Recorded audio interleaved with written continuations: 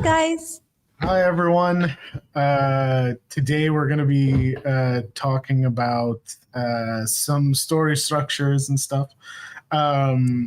It's important to understand story structures because if we look through history, like all of history, like stories have a particular way of going, and even like you can use these structures to break down almost any movie or TV show or play or book that you have experienced. So we're going to be talking about like the 3-act structure and also the hero's journey, which is not mutually exclusive. It's not necessary that you're either one or the other. It's kind of like the 3-act structure kind of determines just the overall structure of how a story generally goes, and the hero's journey talks about a character's journey through this structure. Okay. So cute. I literally physically saw you super excited for this entire week to talk about this specific subject. Yeah, it's I am primarily a writer more than anything. I love games as stories. So yeah, let's get right into it. Okay, let's start with talking about the 3-act structure. Okay, so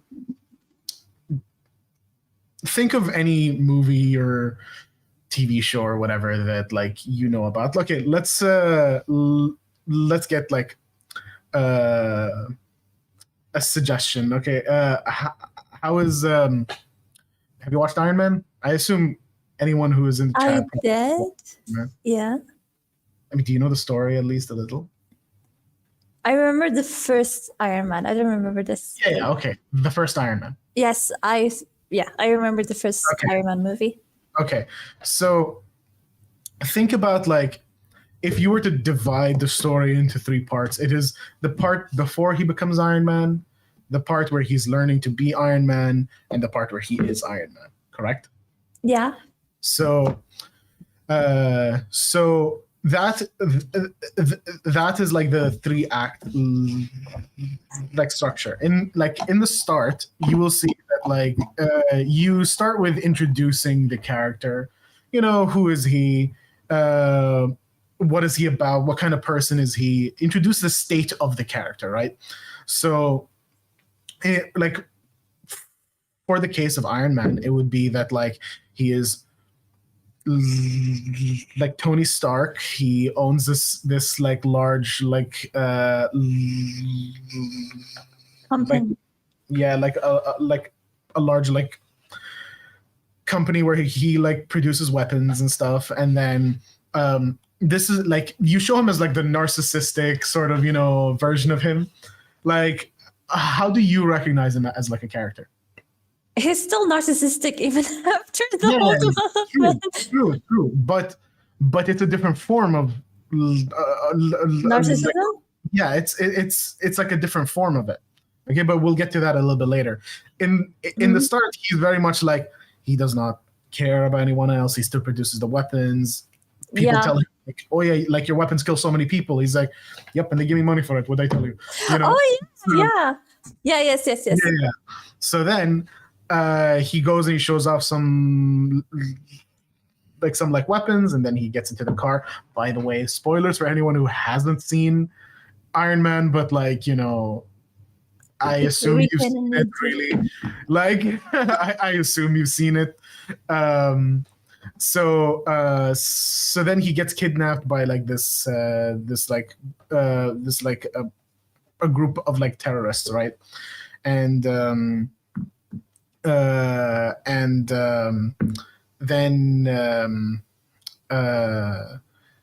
from that point, he's forced to build missiles for them. And during this time, he is this is the inciting incident where he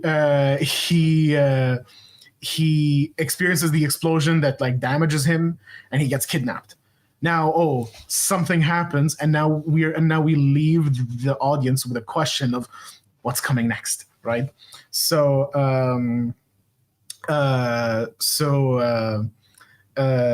at this point, he also faces the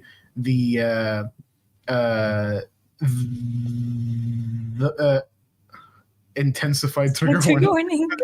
Chloe is so cute.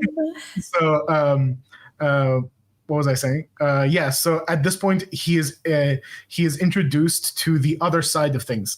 You know, who else is getting his who else is like using his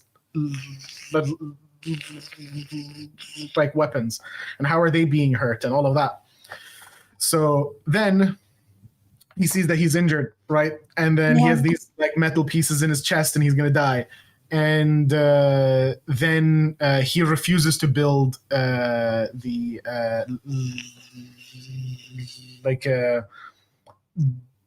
weapons for the bad guy. Now, okay, during this entire time, it's Act 2. Okay, from that point where like he gets kidnapped and everything, to all the way to the point where like the climax is about to hit and where he's about to fight like the big bad guy and everything. That entire time where he's learning to be Iron Man is Act 2. It's the entire journey of the character changing. All right. So in the start, he's this like very narcissistic, does not care about people, only cares about himself. And now he's injured, and he's the one that needs help. And he's the one that's like forced to like build something to hurt people, and he sees it firsthand. Who is going to use the weapons and everything. And then he builds the suit for himself to escape and everything. And then he goes home, and then you see the character change by him saying, I built something like that can help so many people. And he shuts down like Stark Industries as like a weapon like producer. So that is the character changing this entire time during Act 2, where he goes on the journey, builds the first Iron Man suit, and he goes and he fights and all of that sort of stuff. You know what I mean?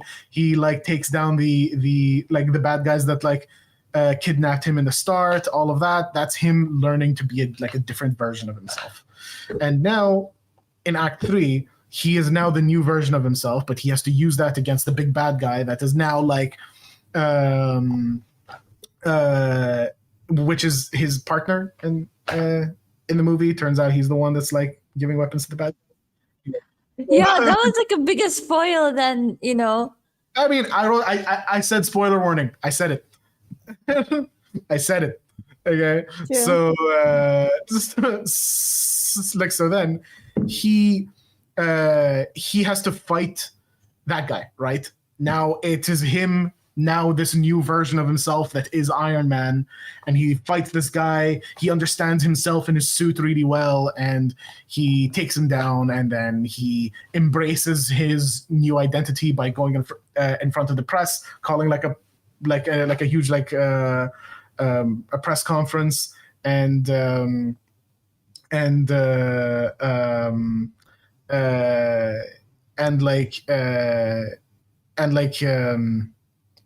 I'm sorry, and he tells everyone that he is Iron Man. Okay, so now what do you recognize from these three portions that I was talking about? So what I understood is that Act 1 is introduction to the character, and then Act 2 is Act like the and him like transforming as like a character. As a character. Since this is a character-focused piece, you're seeing the character change, right? Yeah. Okay. And then the third one is like the effect. So yeah, and then the third is where he goes up against his biggest sort of enemy, and then transforms into who Iron Man is. Correct? Yeah. All right. So now you can take this as like the primary structure of how stories are generally built. And so now you can even take that further. Okay. where you can use what I'm going to talk about next, which is the hero's journey, to break down almost any movie that you find, even down to the minute of like, you know, when things are going to happen. Like, I will talk about it more in context of our game, like a little bit after I explain what these two are in the first place. Anthony is showing like a video of how like the transformation of Iron Man becomes. So like you will see at this point he is changing as a character because he sees a person die because of the weapons that he made and a person that he got to know. Man, I need to watch Iron Man again. I keep forgetting like how good it is. Yeah, it's good. It's a good movie. It is a good movie. And that's what actually got me into like engineering when I was a kid, like 2000. I was like, there's no way. This is so awesome. You're like, if it's Tony Stark made it, I can make it. Yeah, I'm like, if this guy, you know, I can do it.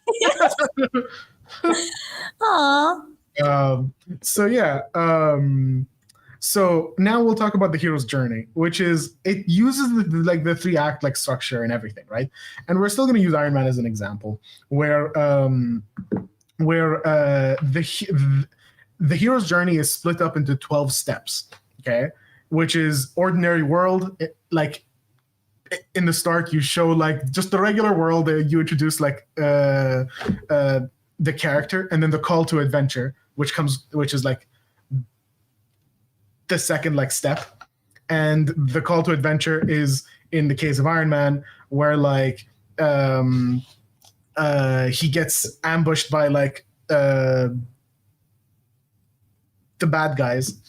And then the refusal of the call, literally, it's always like that, where it's like, I'm not going to build the weapons for them. You know, I'm not going to go on the journey. I'm not going to do it. But you know that like the hero's going to be like, but you know, damn, I'm actually going to do it. Okay. But you know, if it's not like somebody else, it has to be me. I'm the hero. Yeah, exactly. It's like, but I'm the one that has to do it, you know? Yeah.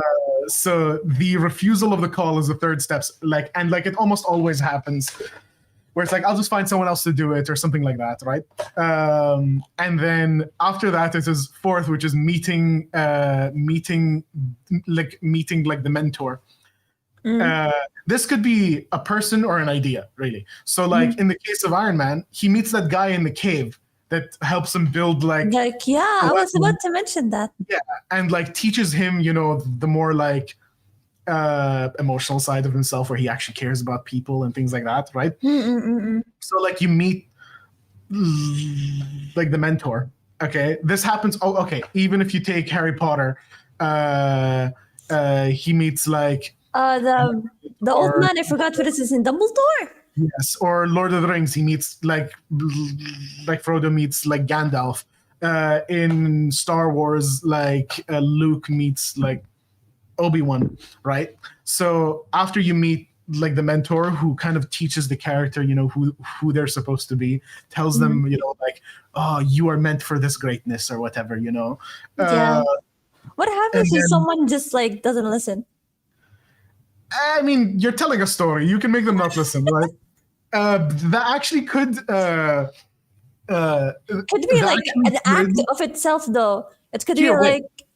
The thing is that is actually relating to the original one, which is refusal of the call.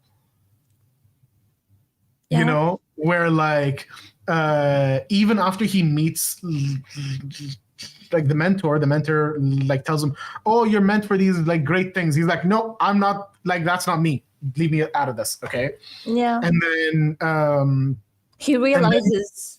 Yes, he's either pushed into it or he realizes it or whatever. Then comes the fifth part, which is crossing the like threshold, which is where he actually like takes his first step into the new version of himself, where he starts to learn who he is, and he or she. And in the case of Iron Man, he builds the first Iron Man suit. Yeah. And he finds his way out of the cave and everything. And then sixth step is the test allies and enemies. So like he finds out who his friends are and who his enemies are. And in Iron Man, he finds out that like his assistant from like the start is his ally who helps him and everything, who was there for him. One of the people in like the military is also a friend of his, and his enemies show to be like his partner and the people that kidnapped him in the start. So you see a clear distinction between allies and enemies. Yeah. And then it becomes approach the innermost cave, which is the 7th like step. And that is not necessarily has to be a cave, obviously. I think even in our game, it's kind of the cave. But, at this point, he designs new suits and everything. He's like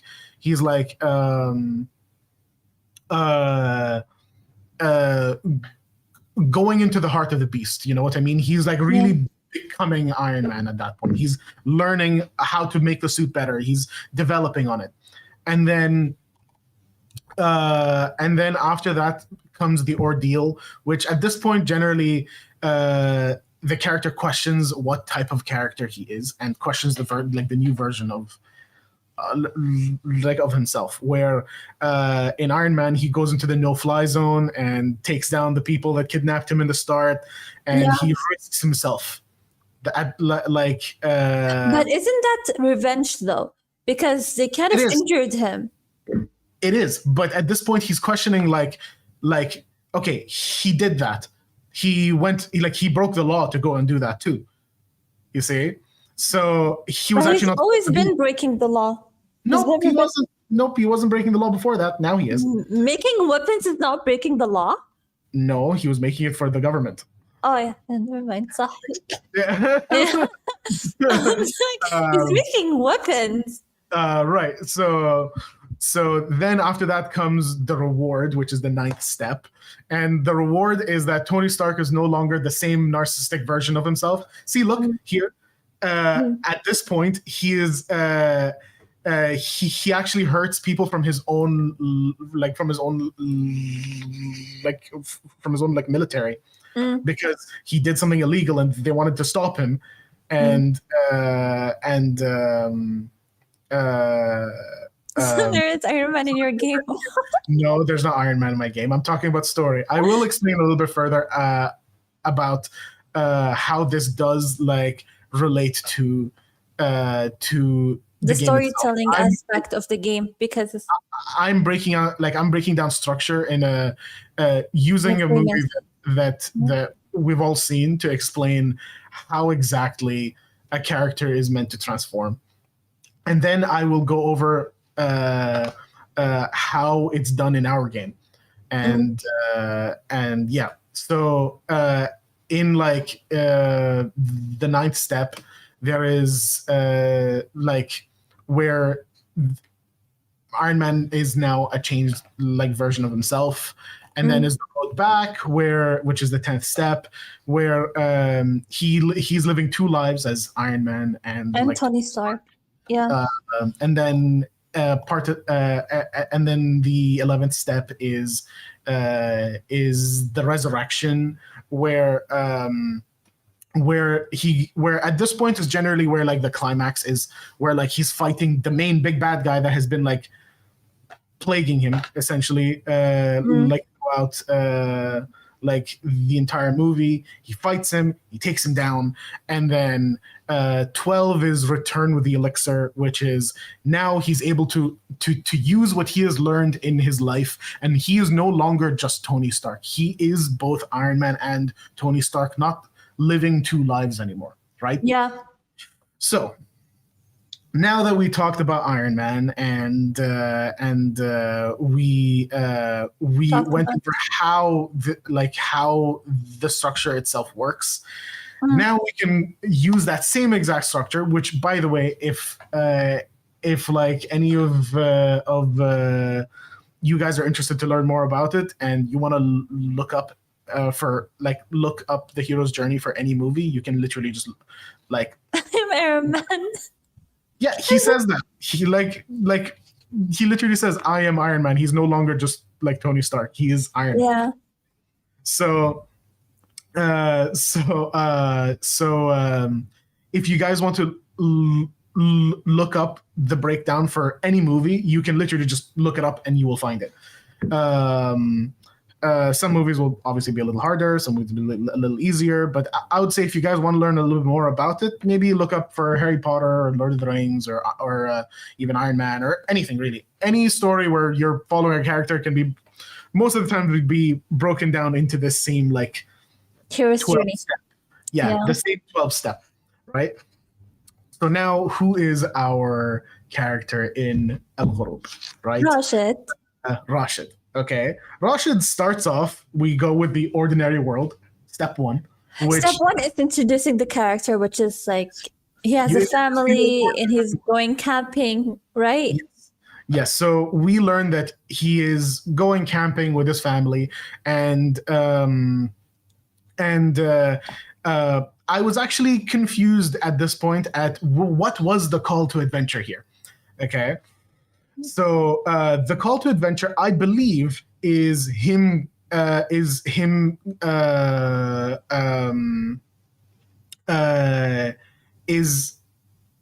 It comes a little bit later in the story, past the prologue.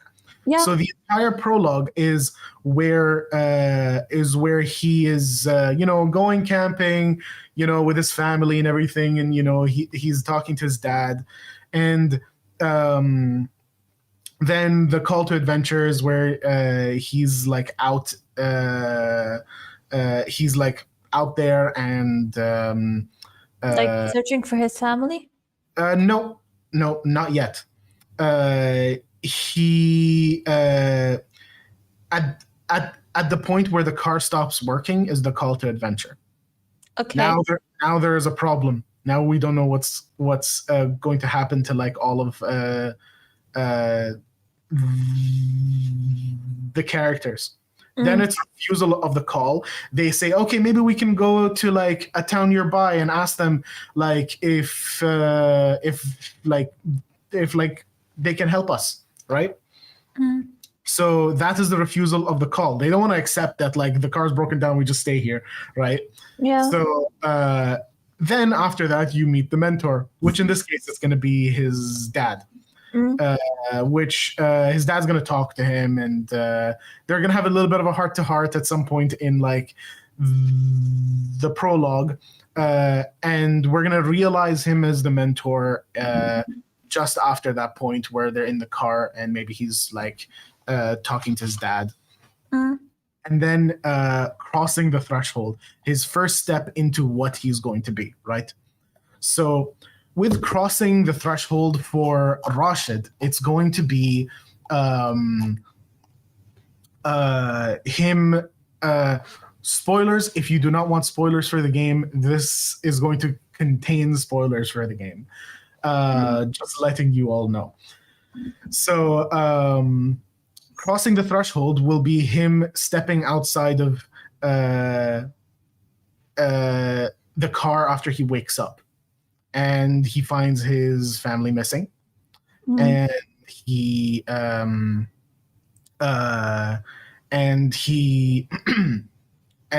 finds his dad dead, right? So now, this is at the first point where like he's thrown into this new world that he has to figure out how to be in. Yeah. Now, you as the artist, allies and enemies, who comes up? We do not show any allies really, but we definitely show a few enemies. So who do we have coming up as the enemies? Especially at the start. At the start, so it's like Abu Salasil and the witches. Indeed, right? So now we introduce them as like a threat, as in like who is he going up against, right? So we definitely let like the players know. Okay, so Abu Salasis and the witches are potentially yes, but we say that his family's missing. He starts looking for them, and now we introduce what is stopping him from finding them. Yeah, it's not like they're just down the road, right? Yeah. So then we introduce all of the villains that like he has to go up against. And now is the ordeal, which oh wait, no, sorry. It's the approach to the innermost cave, like I said. Okay, so this is where he actually goes into the mountains. He encounters like the Man of Chains and goes anyway, right? He continues forward anyway, and he's turning into a braver version of himself. Maybe a version that he was talking about with his dad, his mentor, who he is not necessarily trying to like make his dad proud or anything. It's more of just he wants to save them and kind of make his dad not just die for no reason, right? Yeah. And so he continues forward to go and find them. And then comes the ordeal, which is step 8. And the ordeal would be he continues to go through like the mountain, and he finds signs of maybe his sister might be dead. Maybe his sister and his mom are both dead. He doesn't know that they're alive, but he goes still wants to figure out. He still wants to figure out on the tiny hope that like they might still be alive, even if he just brings back like a body, you know. Yeah. Then comes the reward, where at some point it's the braver version of himself, right? Yeah. And now he has to brave against all of these like really terrifying like creatures, but he's a lot less afraid. And how we aim to do like to show this specific part is by changing how the breathing sounds. In the start, it's a lot more panicked. Yeah. Later on, it's a lot more just quiet and waiting and trying to figure out how to, you know, get past. But it's also like involved with the, like me as a player, like we introduce the mechanics first. So when it comes to the final, it's like you already know how to like kind of beat them. Precisely. Actually, so very, very good example. So like actually we also use the gameplay. So you are part of the story. You are part of this hero's journey. Yeah. You as the player in the start, you're really scared. You don't want to move, you know? And then at some point later on, you understand the mechanics. You understand how you'll be seen, how you won't be seen. So you know how to hide. You take a little bit more risks. Yeah. So we change also how the enemy sounds, breathing wise, the way he approaches like situations when he enters to a new chapter or something. So that is, I almost dropped my pen. It's okay. And so that is like the reward. And then 10, it's the road back, where now he's in like the town, and he will be approaching like the final villain of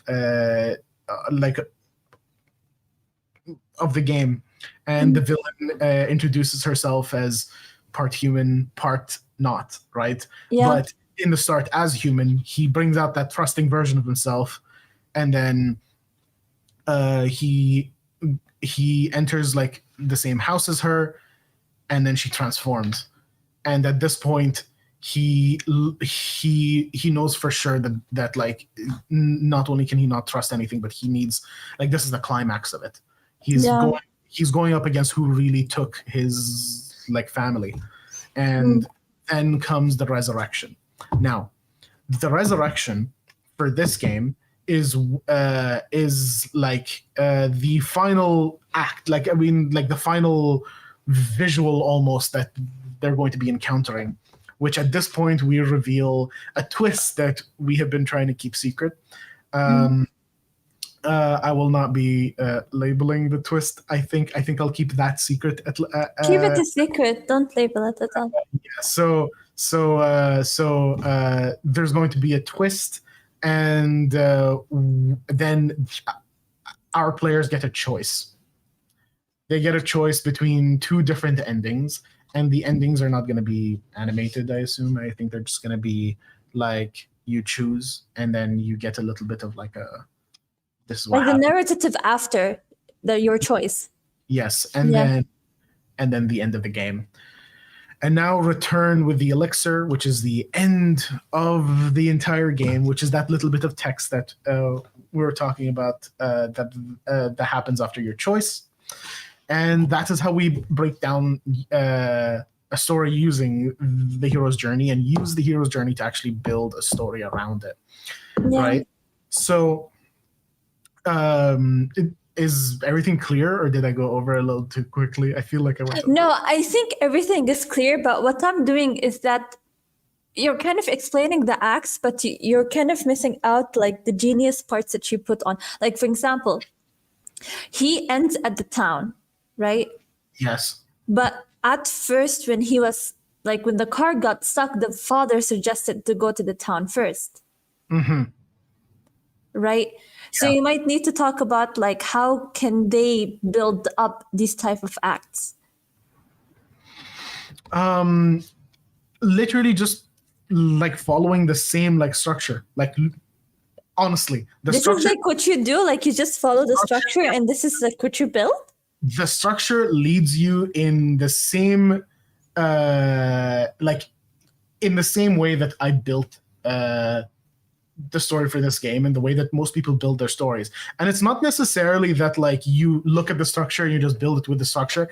If you were to tell a good story, generally it would fit into this like structure regardless. You see? Yeah. So that is kind of what's really cool about this. It's that you can take this same thing and implement it into your game, into your future stories, into whatever, really, you know? And even into like a visual art form, okay? Yeah. You take one of these and you depict it like in a visual way, you know? Either the character has been beaten down and you show them at their lowest point, or you show the character, you know, finally, you know, getting the sword or whatever, you know what I mean? Or like the player just about to enter this like really terrible world in like our story, where like I remember the first concept art that you like, I made was like with like Rashid walking into like this like a forest with like a lantern. Remember that? Yeah.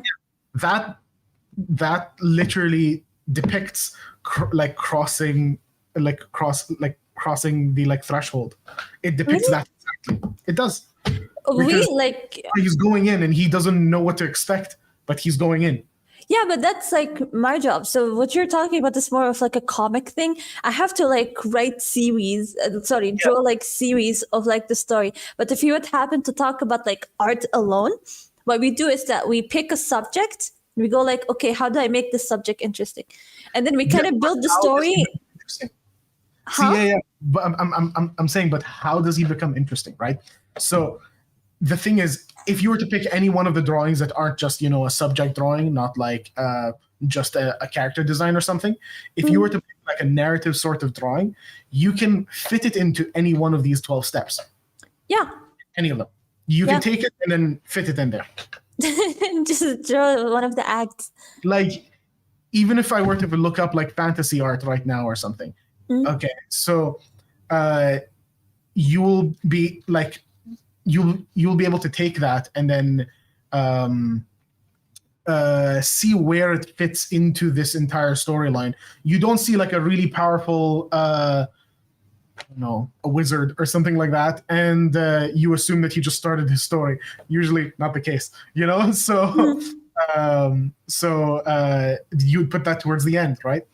So now with this game, because it's a game and not a movie, I'm not just going to be telling the story via me writing it down or me showing you a video, right? So we're going to have to explain. We have to put the player as like the main character, because this is what we're doing exactly. Correct. So for this, we're like, think about it mechanically. We first introduce you to the game and learn how to move. You're in the ordinary world. You know what I mean? As you go forward, you learn how to hide. You learn how to use your lantern. You you explore like the Wadi area, and then that is you crossing the like threshold, and then you learn about the enemies and you learn how to hide against them, and so you experience your own ordeal, of like, oh, do I continue forward? Do I go back to do that? Do I how do I beat this guy? How do I hide from him?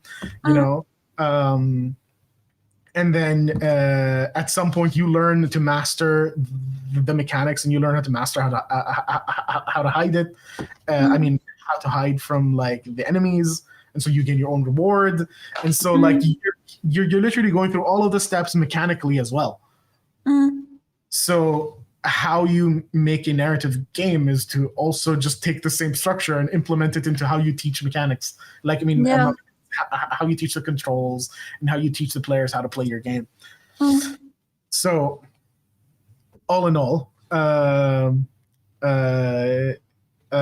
hack to story writing. Literally. Yes. Like, if you guys have any questions, feel free to ask. You can look up all 12 steps of the hero's journey anywhere online, and trust me, especially if you want to like first time write a story, this is going to help you write a really great story, and you'll be like, oh wow, I'm going to use this all the time. Even I believe George Lucas had a version of like the hero's journey open right next to him when he was writing Star Wars. No way, that's so cool. I believe so, but at least that's what I read. But yeah, so if you do want to write a really good story, I heavily recommend using this, since I did kind of learning how to understand stories. There's also a book for it called, I think it's just called The Hero's Journey or The Writer's Journey or something like that. By 1 second, let me just make sure. It's called The Hero's Journey by Joseph Campbell. Okay. So you guys look that up, since if you want to get into writing more stories, that's definitely the way to go. Is there a 3-act story structure similar to the circle that Dan Harmon uses for Rick and Morty and Community? Does the protagonist have to go back? Sorry, my eyes. Have to go back to the same step they started at by the end. The thing is, that is another like structure where it's kind of cyclical, where like the character starts exactly where they end, and so then you can do it again.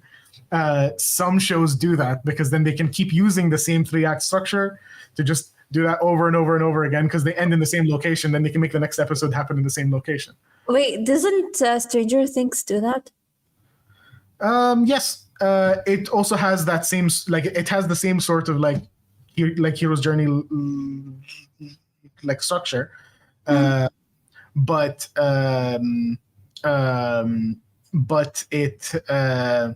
it does it per season. Yeah. And each of the characters get their own tiny versions of it. Yeah. So yes, that's great. That's a great question. Slightly different structure there. Yeah. So yeah, if you guys do have any questions, I believe we're coming into the end of our time soon. It's been like awesome talking about this. I always love talking about stuff. I always like learn more stuff about you as you talk about, because like I suck at writing, by the way, if you don't know. I mean, you can tell by my text messages, I really suck at it. And it's so fascinating how like basically you tell stories like so seamlessly. You get it by practice, really. So yeah. I don't practice storytelling. I heavily suggest you do, because it's helpful in many, many circumstances. But yes, I believe up next we have illustrations with Kuzban. with like Kuthban. So do stay tuned. And if you do have any questions, feel free to text me on Discord.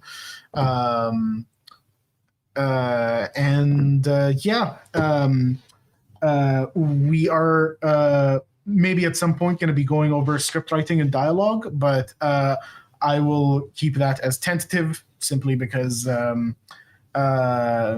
that does take a lot of time, and I don't think there's much content there anyway, since it's primarily gameplay focused. Yeah. So yeah, if you guys are interested, feel free to ask us. And if you ask her, she'll probably ask me anyway. So Yeah. You just like, even in Discord, you just tag you, be like, hey, what did he say? Like, can you respond? Yeah. So I guess the main points to keep in mind is build your stories in the start, at least, according to a certain structure, simply to understand how it's done. And then once you're there and you understand it kind of like it comes to you naturally, then you can start experimenting and moving things around and, having to meet the mentor in the start, and then the mentor dies like 10 seconds later, and then you can I hate when that happens. Oh my God. like you can play with it and like things like that. Like after you learn, but I heavily suggest just doing that and start. Anyways. Thank you all for watching, and if you have any questions, you know where to find us. See you guys later. Bye. Bye. Bye.